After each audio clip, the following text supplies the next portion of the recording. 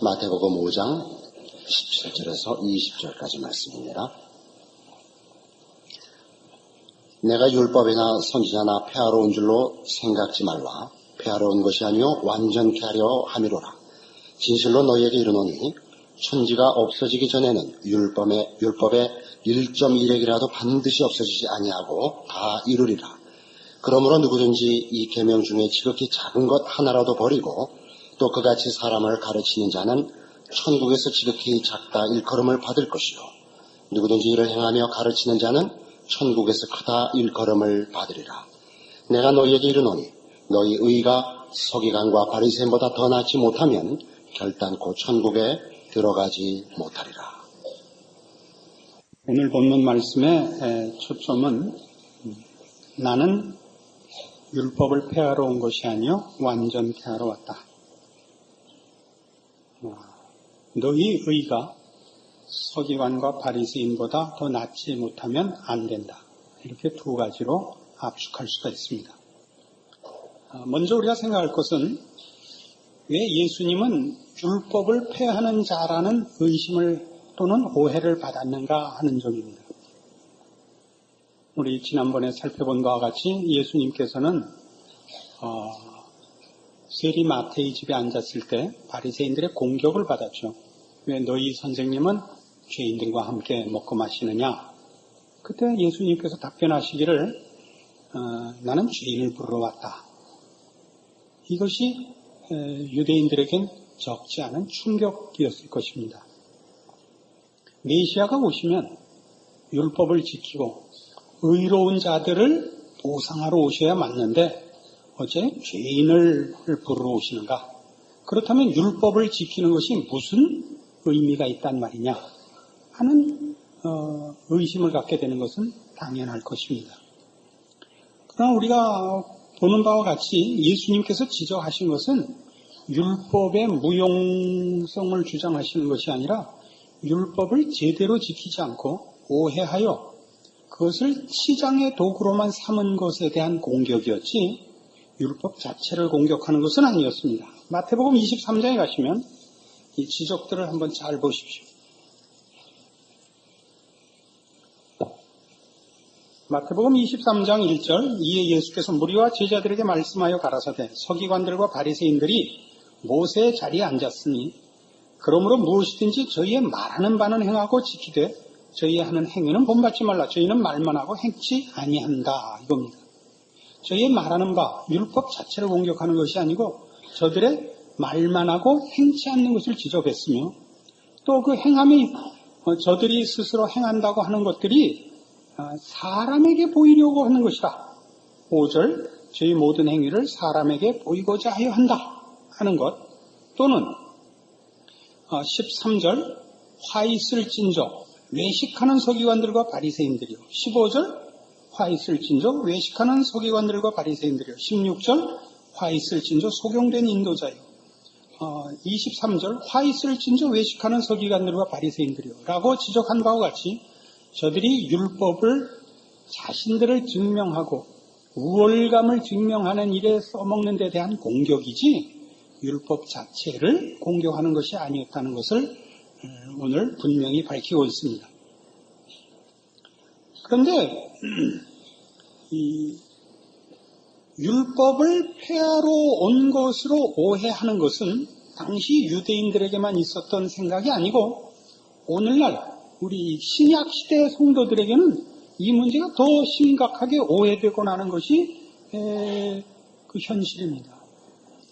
우리는 율법과 은혜를 자칫 잘못하면 반대되는 개념으로 이해하는 수가 많습니다.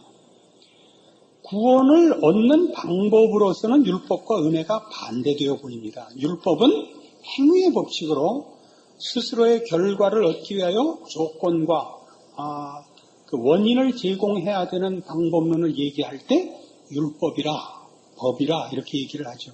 법이란 원인과 결과의 법칙을 말하는 것이 되고 우리가 얻은 구원은 우리의 조건과 자격과 원인에 근거하지 않고 하나님의 은혜와 선물로 말미암아 이루어진 것이기 때문에 우리는 언제나 우리가 얻은 구원을 은혜라 합니다. 이때는 은혜와 율법이 마치 반대편에 선 것 같은 인상을 줍니다. 그러나 율법은 우리가 하나님의 백성이 되려면 가져야 하는 최소한의 기준을 말하는 것이요, 하나님의 백성된 자가 가져야 되는 의에 대하여 소극적으로나마 그 계시하고 있는 것으로서 은혜가 추적하는, 결국 우리를 하나님의 사람으로 만들고 하나님의 백성된 의의 내용을 완성시키고자 하는 것과 절대 반대 입장이 있지 않습니다. 그러나 바로 이런 우리의 구원이 법적인 방법론이 아니고 은혜에 의하여 이루어졌다는 것 때문에 마치 모든 율법을 폐기해도 되는 것처럼 생각하는 성도들이 의외로 많습니다. 거기에는 특별히 이러한 오해 배후에는 율법에 대한 깊은 오해가 있고 구약이 가지는 그 계시의 내용에 대한 무지도 깔려 있는 것입니다. 율법에는 크게 나눠서 두 가지 법이 있습니다. 하나는 의식법으로, 제사법으로 대표되는 의식법이 있고, 그다음에 도덕법이 있습니다. 이 의식법들은 다 예수 그리스도가 오심으로 폐기됩니다. 그 폐기됐다는 것은 그 원래 의식법이 가졌던 내용과 목표가 수정됐다는 뜻이 아니라 그 의식법으로 예표되고 상징되고 가르치려고 했던 모든 것들이 실체가 오시는 바람에 이제 쓸모없게 됐다 이겁니다. 본체가 오시는 바람에 구약에 그려졌던 그 모든 제사법이나 모든 그 예수 그리스도를 목표로 하여 그를 드러내려고 했던 계시의 방법으로 쓰여졌던 의식법들은 그 본체가 옴으로써 그 그림자들과 그 모형들은 무용화되는 것입니다. 내용적으로가 아니라 형태적으로 그렇습니다. 그러나 율법 중에는 도덕법이 있습니다. 이 도덕법은 우리 모든 하나님의 백성들이 하나님의 백성으로 가져야 하는 그 인격과 성품과 그 내용으로서의 어떤 그 조건들을 말합니다. 그런 것들은 율법이 요구했던 것이 신약 시대에도 그대로 교회 안에 성도들의 생활 안에 존속되고 완성돼야 하는 것으로 계속 그 구속력을 가지는 것입니다. 그래서 예수님께서는 오늘 본문에 보는 바와 같이 나는 율법을 폐하러 온 것이 아니라 완전케 하러 왔다, 이런 말씀을 하시게 되는 것입니다. 바로 이 문제, 이 율법을 폐하러 오신 것이냐라고 묻는 이 질문과 나는 이 율법을 폐하러 온 것이 아니라 완전케 하러 왔다라는 이 대답 사이의 갈등이 어느 시대, 어느 성도들에게나 사실은 그 일어나는 갈등 중에 대표적인 것입니다. 이 당시 유대인들 중에 서기관과 바리새인들로 대표됐던 율법을 들어 본인 치장하기에 바쁘고 하나님을 따르고 본받고 그 내용으로 추적하지 않았던 그 오류는 신약시대에도 얼마든지 가능한 신앙상의 잘못된 그 방식과 생각이 될 수 있습니다. 원래 그 도덕법의 대표되는 내용은 뭐냐 하면 네 이웃을 사랑하랍니다. 하나님을 사랑하고 네 이웃을 네 몸같이 사랑하라는 것이 모든 율법에 기록된 도덕법을 한마디로 요약한 것입니다. 지금도 유효하죠. 우리는 하나님의 자녀된 표를 바로 이 네 이웃을 네 몸같이 사랑하라로 실증해야 됩니다. 그러나 구약시대 또는 지금 예수님 시대 이스라엘 백성들이 율법의 어떤 모양을 지킴으로써 그 내용은 가지지 않고도 마치 하나님의 백성인 양 자랑했던 것 같이 오늘날에도 우리가 어떤 것들로 우리의 신앙의 더 중요한 본질과 내용을 놓친 채 자신이 신앙생활을 하고 있다고 스스로 속고 있을 수 있습니다. 오늘날 우리 신약시대 성도들에게, 아니 좁혀서 우리 지금 이 시대 한국에 사는 성도들에게 신앙이 좋다 할 때 그 기준이 되고 대표되는 모습은 어떤 것입니까? 우리는 기도 많이 하고 성경 많이 읽고 전도 많이 하는 것이 되었습니다. 그렇지 않습니까? 누가 신앙이 좋다 그러면 대표적으로 이 세 가지를 꼽게 됩니다. 그러면 성경이 우리에게 가르치려고 하는 것은 뭐냐 하면 그것이 하나님께서 구하는 의의 본질은 아니다 이겁니다. 내가 율법이나 선지자나 폐하러 온 줄로 생각지 말라, 완전케 하러 왔다 하는 이 완전한 의, 서기관과 바리새인들보다 난 의는 결국 무엇을 지금 염두에 두고 하시는 말씀이냐면 그 앞에 있는 것들이죠. 소금과 빛 역할을 하고 있느냐 이겁니다. 소금과 빛이란 건 그 앞에 있었던 팔복에 기록된 바와 같이 뭐였습니까? 심령상의 문제였죠. 하나님 앞에서 자기 위치를 확인하는 것. 그래서 가지는 자기 확인입니다. 하나님 나를 불쌍히 여기소서죠. 그 차원에서 보는 이웃입니다. 아무에게도 심판을 할 수 없고 우리 모두가 긍휼을 필요로 하는 사람이라는 것을 아는 낮아진 자리. 하나님 앞에 은혜와 긍휼을 구할 수밖에 없는 처지를 확인하는 데서부터 시작되는 그 저 깊은 영혼의 깨우침에서 시작되는 의인 것입니다. 이런 것은 이웃을 심판할 수 없으며 이웃 앞에 서서 자기의 우월감을 증명하는 식으로는 그 신앙 행위가 나타날 수가 없다 이런 것입니다. 우리는 구약시대나 예수님 당시식으로 마태복음 23장 같은데 아까 본 바와 같이 보면 그 경문을 그러니까 이 옷에다 이렇게 쓰고 다닌단 말이죠. 경문을 차고 다니기도 하고 우리는 오늘날 어떻게 십자가 걸고 다니죠. 십자가 건 값은 개뿔도 안 하면서 누가 더 큰 십자가를 달았느냐가 그냥 단계됐어요. 그래서는 안 됩니다. 그것이 이웃을 사랑하는 대로 가지 않으면 안 됩니다. 이웃을 사랑한다는 것은 잘난 증명일 수가 없습니다. 왜요? 여러분이 구원 얻었던 과거의 잊을 수 없었던 사건을 생각해 보세요. 누구나 하나님 안에서 구원을 얻은 것을 확인했을 때는 회개가 동시적으로 일어납니다. 기쁨 이전에 눈물이 먼저 나오는 이유는 하나님 앞에 얻은 구원을 얻었다라는 기쁨 이전에 내가 어느 자리에서 이 자리에 왔느냐가 확인되기 때문입니다. 그래서 모든 구원은 기쁨과 동시에 내가 저기 있었구나라는 깨우침으로 말미암는 그 깊은 회개의 통곡이 언제나 동시적으로 일어나기 마련입니다.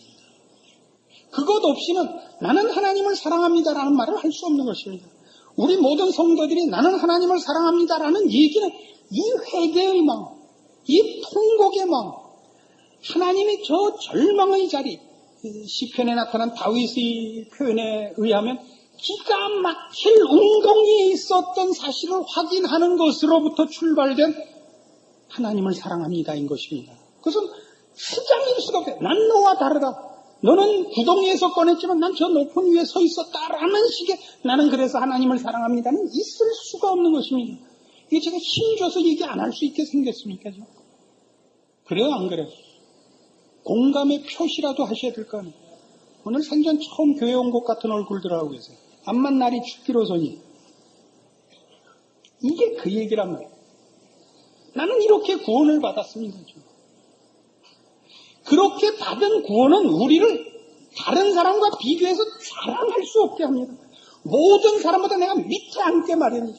내가 죄인 중에 괴수입니다를 안 할 수가 없고 우리가 누구에 대해서 넌 막 고생해도 싸.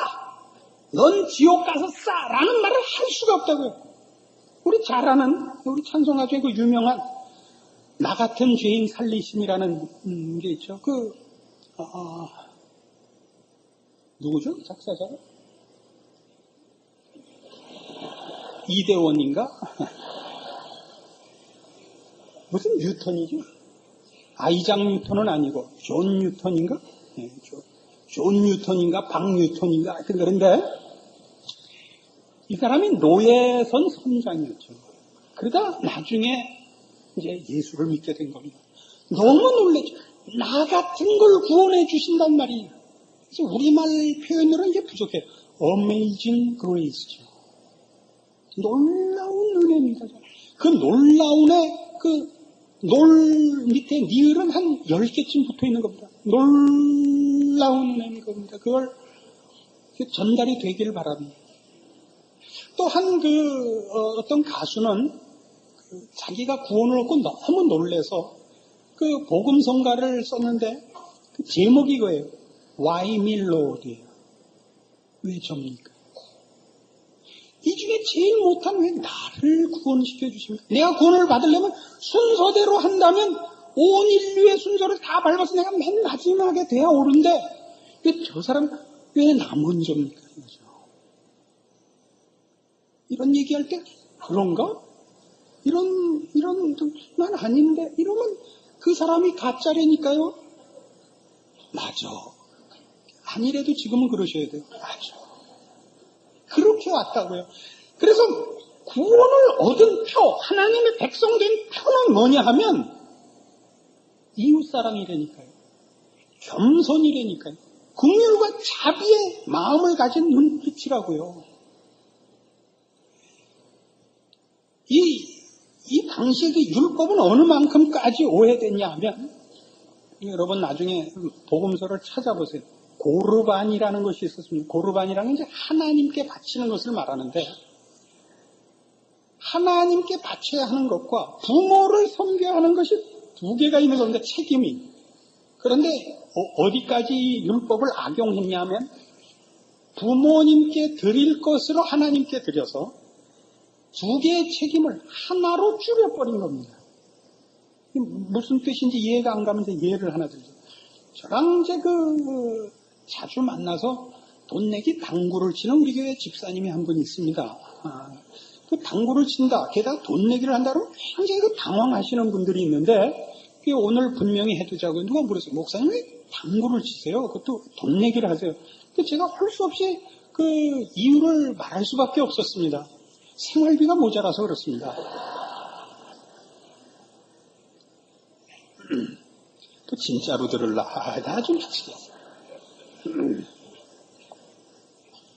근데 제가 늘 거의 10번 치면 11번 이겨요. 그래서 계속 쳐요. 저는 그래도 뭐 생활비가 모자라서 하지만 그래도 마음에 양심이 있지 미안하잖아요. 그래도 9번 이기고 한 번은 져야 되는데 10번 쳐서 11번을 이기니까 미안하잖아요. 그래서 한 번은 물었어요.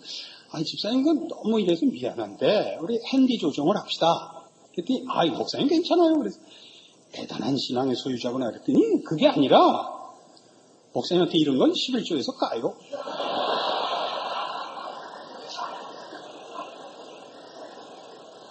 아니 이런 왼수가 있어요. 이때 고르반이라는 제도를 그렇게 이용했다고요.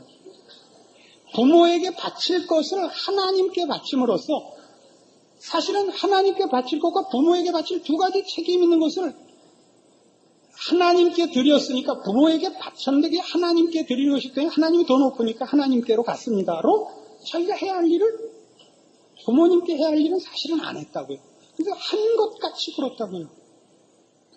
오늘날 우리 성도들의 삶 속에서 제일 웃기는 게 이거라고요. 이 이스라엘 백성들이 이 예수님 당시에나 혹은 그 전에나 부모를 공경하는 것은 하나님을 섬기는 자라면 당연한 겁니다. 의무와 책임이기 전에 그의 성품이 달라져서 당연히 가지는 기쁜 책임이 돼야 옳다 이겁니다. 예수님이 지적하시고 싶은 것은 그럼 오늘날 우리도 그렇죠. 기도했다 전도했다가 아니라 기도하고 전도하고 성경 읽는 하나님의 자녀된 표현이 뭘로 나와야 되느냐? 이웃에 대한 따뜻함으로 나와야 된다니까요. 그렇지 않으면 그는 말하자면 신자가 아닌 거예요.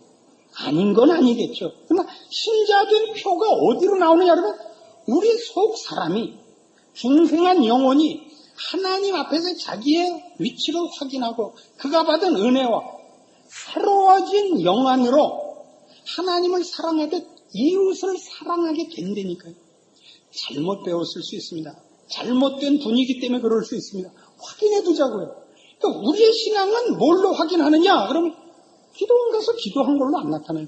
기도하고 성경 보지 말라는 게 아니라 기도하고 성경 본 게 이걸로 나와야 된다고요. 따뜻함으로 나와야 돼요. 용서로 나와야 돼요.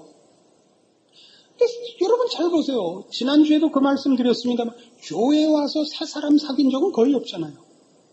여러분 속을 꺼내놓고 의논하는 것은 고등학교 동창하네요. 그 술 한잔하면서 하잖아요. 친구는 옛날 사회에서 새긴 사람이 친구고 교회 안에서 만난 사람은 속을 꺼내놓을 친구는 안 된다니까. 왜 그렇게 됐어요? 우린 다 포장하고 만나는 거예요. 우리가 다 은혜를 입은 사람이라는 걸 놓치고 이것이 전부 치장이 됐다고요. 기도 많이 하는 사람, 그래서 하나님의 모든 일을 형통케 해준 사람, 아무 걱정 없는 사람, 이런 얼굴을 하고 나왔기 때문에 우리는 깊은 위로와 교제와 또는 인격적이고 또는 신앙적이고 영적인 모든 일에 대하여 손해를 보고 있는 것입니다. 그러니까 지금 예수님께서 우리에게 가르치고 싶어 하는 건 이겁니다. 내가 온 것은 율법을 완성시키러 왔다 했습니다. 어떻게 함으로써 이런 것이죠. 로마서 8장 보세요.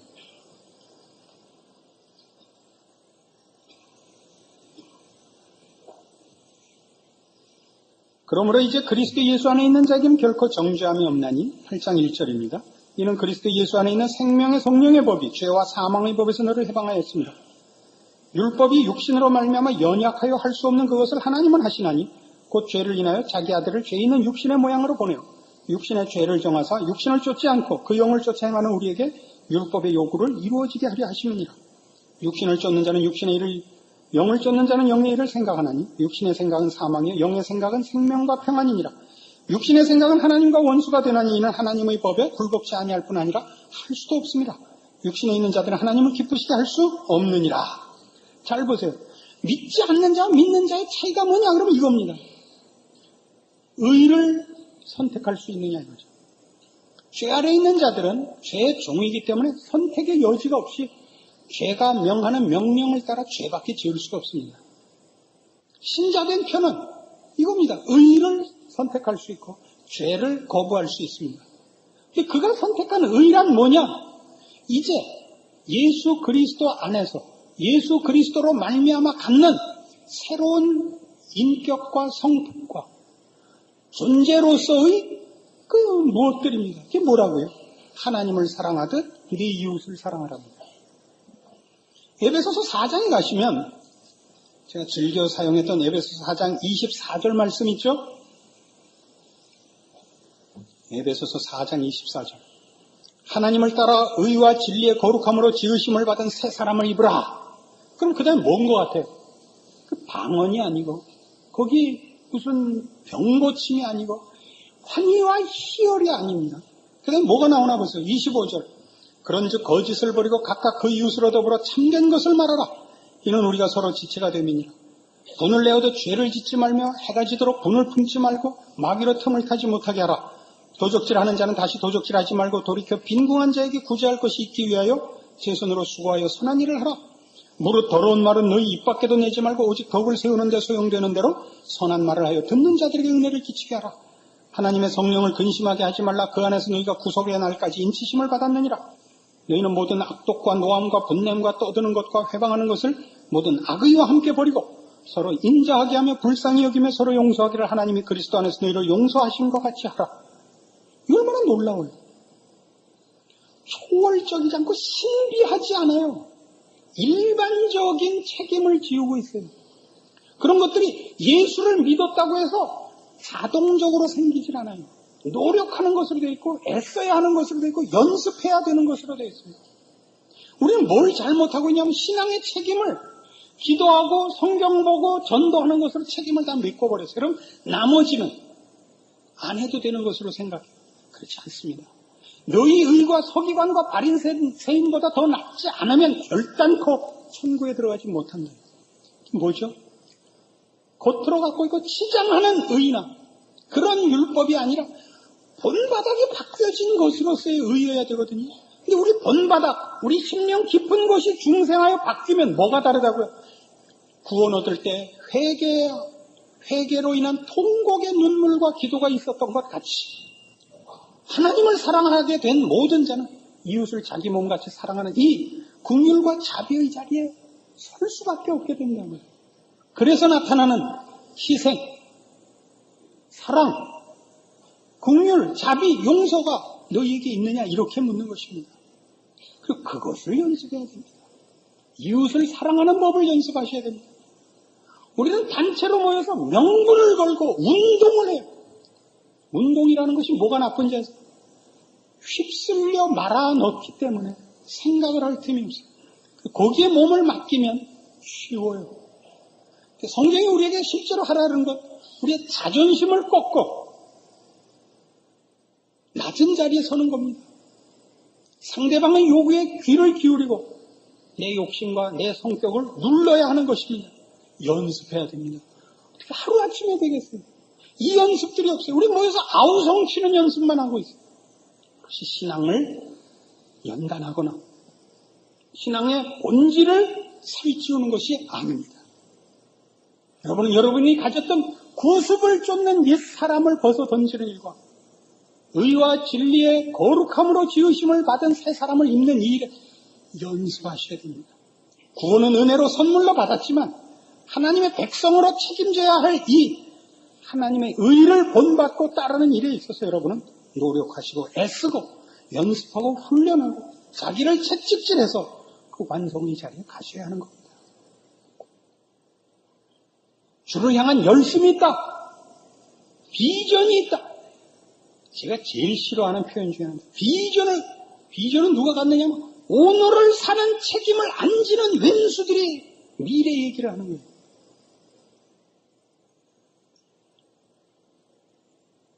이 무책임한 사람들이 미래 얘기를 해요. 미래 얘기를 함으로써 오늘 져야 하는 책임을 외면하는 것이라면 그건 잘못된 것이죠.